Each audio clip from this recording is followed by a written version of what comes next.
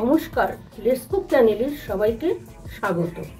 আজকের রান্না লাউ চিংড়ির রসা শেয়ার করছি।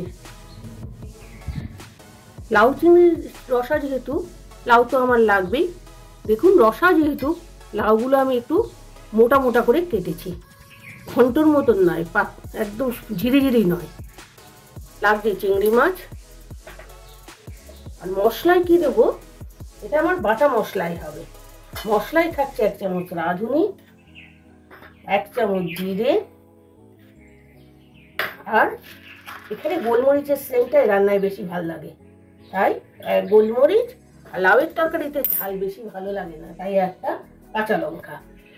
এবার রাঁধতে রাঁধতে কীভাবে রাঁধছি রাঁধতে রাঁধতেই বলবো। আমি মশলাটা বেটে রান্নায় ফিরে যাচ্ছি। তেলটা আমার গরম হয়ে গেছে, এতে আমি অল্প করে জিরে ফোড়ন দিচ্ছি, তার সাথে একটু রাঁধুনি দেবো আর একটা তেজপাতা দেবো। ফোড়নটা আমার ভাজা হয়ে গেছে, এবার আমি চিংড়ি মাছটা দিয়ে দিচ্ছি।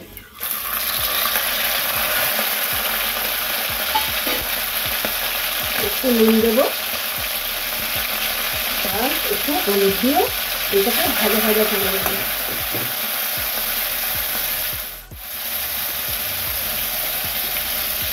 বেশি ভাজা ভাজা করবো না, বেশি ভাজা ভাজা করলে ফিটে হয়ে যায়। এই পর্যায়ে আমি এই যে মশলাটা বেটেছিলাম, জিরে, রাঁধুনি, গোলমরিচ, লঙ্কা দিয়ে, এটাও দিয়ে দিলাম। মশলাটা এবার কষে নিচ্ছি।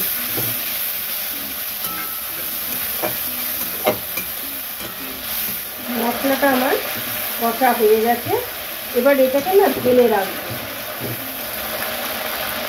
মশলাটা ঢেলে নিয়েছি, কখন দেবো সেটা বলবো। আগে এই কড়াইতে আমি লাউটা পুরো দিয়ে নুন হলুদ দিয়ে মজিয়ে নেব। নুন দিলাম, হলুদ দিলাম আর অল্প চিনি দিলাম, দিয়ে লাউটাকে এইভাবে নাড়িয়ে মজিয়ে দেবো।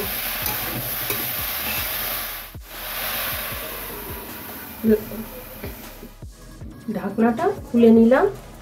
লাউটা আমি এর মধ্যে অনেকবার নাড়াচাড়া করেছি, দেখুন কিরকম জল উঠেছে। এরকম নুন চিনি দিলেই জল ওঠে। কম আছে ঢেকে ঢেকে রান্না করলেও টেস্ট হয়। আমি প্রায় 15-20 মিনিট নেড়ে যাচ্ছি ঢাকা দিয়ে দিয়ে। এই পর্যায়ে আমার লাউগুলো অর্ধেক সিদ্ধ হয়ে গেছে। এইবার এই যে মশলাটা তুলে রেখেছিলাম কষে, এবার ঢেলে দেবো। এটাকে দিয়ে নেড়ে আবার ঢেকে দেবো, কাঁচা গন্ধটা যাতে চলে যায়। ঢাকনাটা আমি খুলে নিলাম, দেখুন আমার কাঁচা মশলার গন্ধটা চলে গেছে, লাউটা কষা হয়ে গেছে। এই পর্যায়ে আমি একটু গরম জল দেব। পাশে গরম জল করে নিয়েছি, বেশি জল দেবো না, আপনারা আপনাদের প্রয়োজন মতন দেবেন। আমি আমার প্রয়োজন মতন যেটুকু লাগবে সেটুকুই দিলাম, 1/2 কাপের মতো দিয়ে এটাকে ঢেকে দেবো আবার 5 মিনিটের জন্য।